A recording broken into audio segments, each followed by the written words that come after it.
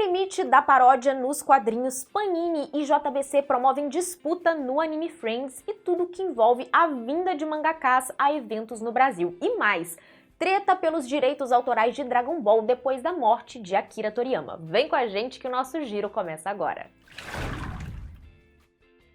Esse giro é um oferecimento da Mundos Infinitos, que tem ótimas condições para você comprar os seus quadrinhos, seja na loja online ou na loja física em São Paulo.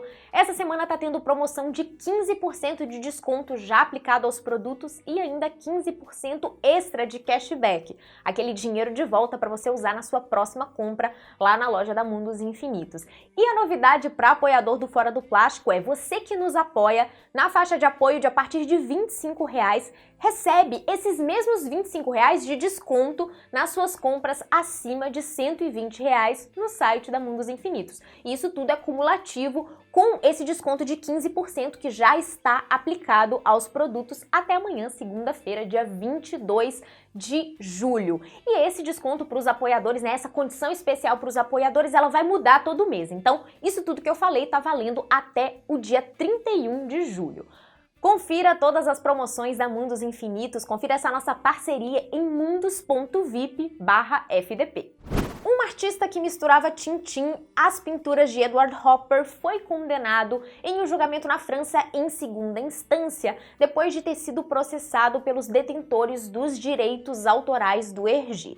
Esse artista, o Xavier Marabou, se interessa especialmente por misturar figuras, ícones da cultura pop a pintores clássicos. Então a gente tem ali Donkey Kong, Pato Donald, isso misturado com Degas, com Fernando Botero, Picasso, e aí temos Tintin e Edward Hopper, essa mescla. Ele inseria o Tintin em pinturas do Edward Hopper representando a vida nos Estados Unidos, principalmente nas décadas de 40 e 50. Mas isso não agradou em nada os detentores dos direitos do Tintin, os detentores dos direitos do Hergé, criador do personagem, que acusaram o Marabou de falsificação e violação dos direitos morais do quadrinista. Então foi considerado um uso indevido de imagem do Tintin e aí o artista foi processado.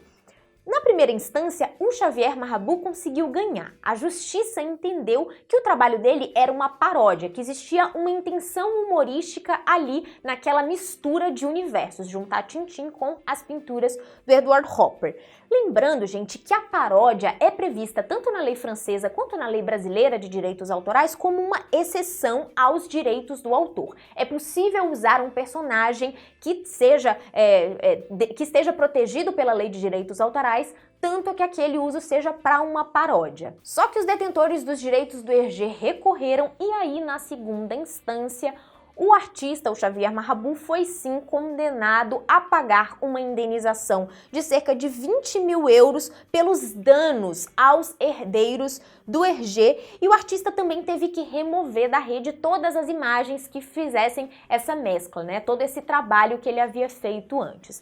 E tudo isso envolve uma questão muito sensível, que é até onde vai esse limite da paródia, né? O que é paródia, o que não é paródia, e toda a liberdade de expressão artística. Aqui no Brasil, em 2004, o Daniel Paiva, que é o autor de Jamba, que saiu pela Brasa, criou o personagem Boldinho, que é uma paródia maconheira do Cebolinha, que tinha como propósito o antiproibicionismo da maconha, segundo o próprio autor. Só que em 2020 ele recebeu uma notificação extrajudicial da Maurício de Souza Produções pedindo para que ele não fizesse novos trabalhos do personagem e removesse tudo que ele já tinha produzido, que estava nas redes sociais, envolvendo o Boldinho. De acordo com a Maurício de Souza Produções, eles não poderiam permitir que os personagens da MSP, abre aspas, fossem associados a qualquer ilícito que seja, até porque eles conversam com públicos de todas as idades. Essa foi uma resposta que a MSP deu à Folha na época. Acontece que depois que o Daniel Paiva fez um vídeo explicando toda a situação e dizendo que ia remover as imagens do personagem, aconteceu uma chuva de boldinhos, um movimento Free Boldinho, em que vários artistas criticavam a Maurício de Souza Produções e pediam pela liberdade de expressão do Daniel Paiva. E é claro que esses dois exemplos que nós citamos aqui, eles são diferentes, são propósitos diferentes, E aí dá pra gente questionar qual que é o limite da paródia. A pergunta que fica, na verdade, as perguntas que ficam no caso do Xavier Marabou, de que forma que ele estava desvirtuando o Tintin ao associá-lo ao Edward Hopper?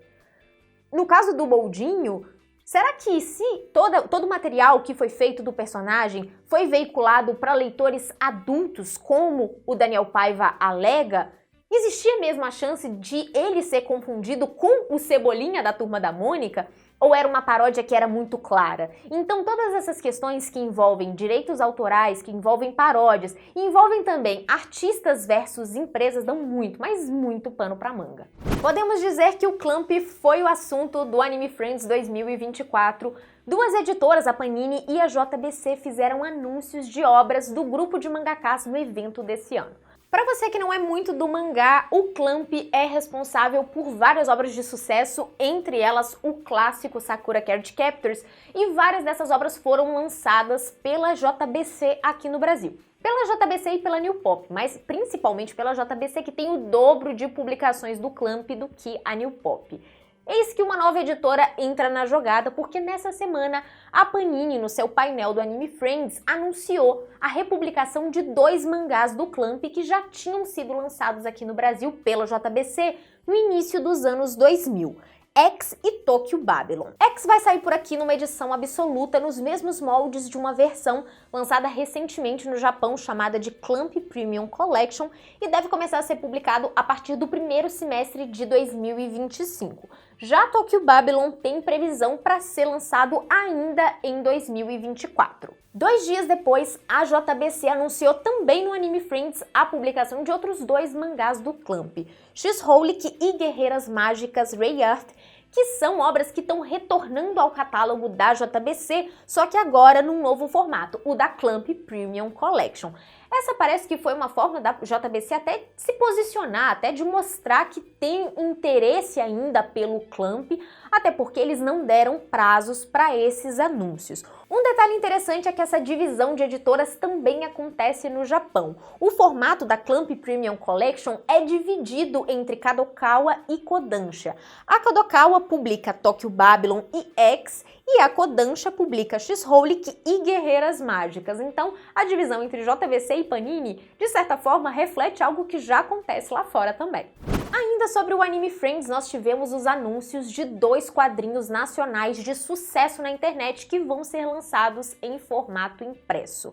A JBC revelou que vai publicar Iraúna dos Olhos Âmbar, do Gabriel Pieri, que é o mesmo autor do Malagueta, e a MPEG anunciou Sense Life do Glitch Talent em um modelo que a editora disse que é inédito. Então eles não deram detalhes do que seria esse modelo inédito na editora.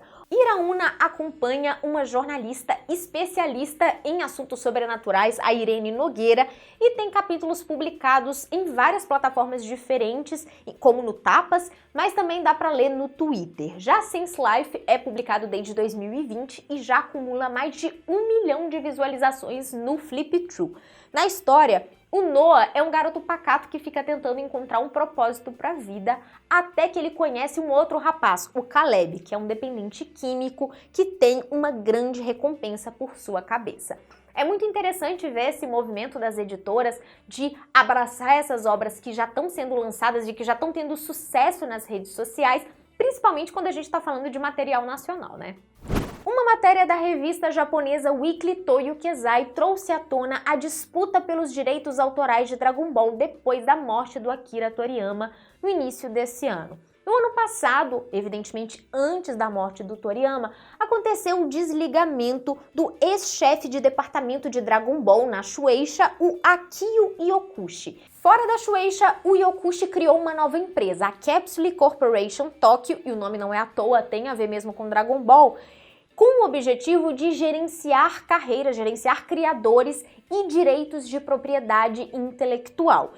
E aí ele começou a agir dentro dessa empresa como um representante do Toriyama, e isso gerou um risco para a Shueisha, de acordo com a matéria, de perder os direitos autorais de Dragon Ball. Então meio que ficou essa situação, os direitos do mangá com a Shueisha e uma nova empresa, a empresa do Yokushi, representando os interesses do Akira Toriyama, representando os interesses do criador da obra.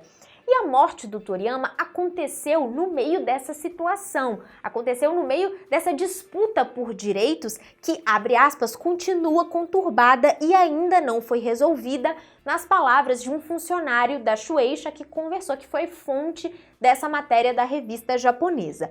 Parece que essa decisão vai caber à família do Toriyama, que vai definir quem vai cuidar dos direitos autorais de Dragon Ball no fim das contas. E é claro que aqui a gente não tá falando só do mangá, a gente tá falando de uma franquia que rende milhões, com adaptações, né, com as animações, com jogos, com parque temático, enfim. O mangá é só a base, é só a obra de origem que tá rendendo essa confusão toda. Aproveitando que o tema mangá tá forte no giro de hoje, a gente queria falar um pouco sobre mangakás e eventos. Nós sempre vemos o pessoal pedindo mais mangakás em eventos brasileiros. O Junji Ito na CCXP do ano passado foi um exemplo de como que essa combinação pode ser de muito sucesso, mas tem um porém nisso aí. Vários dos autores dos shonens mais badalados no momento não fazem aparições públicas ou fazem pouquíssimas aparições públicas e não mostram o próprio rosto. Nós já falamos sobre essa questão outra vez aqui numa matéria especial no Fora do Plástico, inclusive dá para acessar essa matéria no nosso site em que a gente fala sobre a preservação da imagem dos mangakás, mas essa semana saiu uma reportagem muito interessante com muitas fontes, inclusive dos próprios mangakás, no canal de notícias francês BMTV. Lá eles citam, por exemplo, Eiichiro Oda de One Piece, GG Akutami de Jujutsu Kaisen e vários outros que não mostram o rosto. Alguns a gente não sabe qual é o gênero do mangaka, não existe foto divulgada, enfim, tudo isso dificulta a vinda em um evento. Tudo isso dificulta a interação social desse mangaka com os seus fãs, por causa justamente dessa preservação. Por exemplo, o criador do Naruto, o Masashi Kishimoto, vai à França em agosto para um evento, para uma sessão de autógrafos, mas ele recusou ser fotografado ou filmado. Já o autor de Awashi, o Yugo Kobayashi, é um convidado da Japan Expo também na França, mas ele não quer mostrar o rosto, então o evento vai ter que encontrar estratégias. Na verdade, eles disseram que já encontraram estratégias para preservar o mangaka. Então, existe toda uma tentativa de aliar o conforto do artista com a participação dele num evento. Entre os motivos que são elencados por esses mangakás para não fazerem aparições públicas ou para não mostrar o próprio rosto, tá principalmente o medo da própria fanbase. A reportagem cita vários exemplos de ameaças que esses mangakás sofrem. E no caso das mulheres é uma questão ainda mais sensível. Várias mangakás não revelam, por exemplo, que são mulheres por causa do receio de que os leitores passem a enxergar sua obra de outra forma porque descobriram que é uma mulher escrevendo. Isso principalmente no caso dos shonens. E ainda tem um outro motivo que é a vontade de não se tornar uma estrela. A vontade de manter o anonimato, de poder sair pelas ruas no Japão sem que as pessoas saibam que você é o autor de um mangá que vende milhões de cópias no país. E é claro que existem mangakás que vão a eventos ao redor do mundo, que é muito fácil encontrar as fotos deles na internet. A gente citou aí o Junji Ito, né, que é um exemplo disso também. Mas essa é sim uma questão sensível que impacta a vinda de autores japoneses para eventos aqui no Brasil, mas também em outros lugares do mundo. Bloco de pré-vendas, vamos para as novidades da semana, começando com Pontos Fracos da editora Nemo, um quadrinho do Adrian Tomini, que é um autor já publicado pela Nemo, né? A Nemo lançou Intrusos e A Solidão de um Quadrinho Sem Fim, e Pontos Fracos é a tradução de Shortcomings, que também rendeu um filme, só que o filme tem outra tradução. O filme ficou como Caminhos Tortos. E esse quadrinho está previsto para o final do mês de agosto. Também entrou em pré-venda Battle Royale 2, da editora Pipoca Nanquim. A Pipoca Nanquim que está lançando o Battle Royale nesse formato especial, numa edição luxuosa, e nós conversamos com o Bruno Zago justamente sobre o porquê adotar esse formato, e isso rendeu uma reportagem muito interessante lá no Fora do Plástico. Acesse o nosso site. A previsão de lançamento de Battle Royale 2 é para o fim do mês de agosto. E para fechar, nós temos pré-venda no Catarse, a de Lusco Fusco do Orlandelli, 2 novos lusco-fusco, que é aquele formato de quadrinho que o Orlandelli preparou e lançou na CCXP do ano passado. São formato flip, né? Então a gente tem histórias dos dois lados e é um quadrinho sanfonado.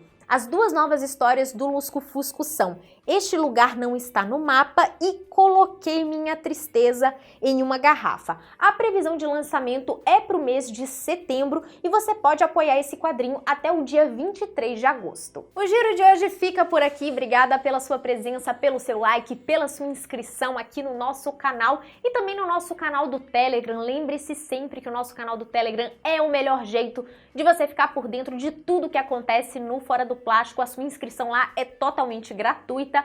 Agradecer também a Mundos Infinitos pela parceria e lembrar que você pode apoiar o Fora do Plástico em apoia.se/Fora do Plástico.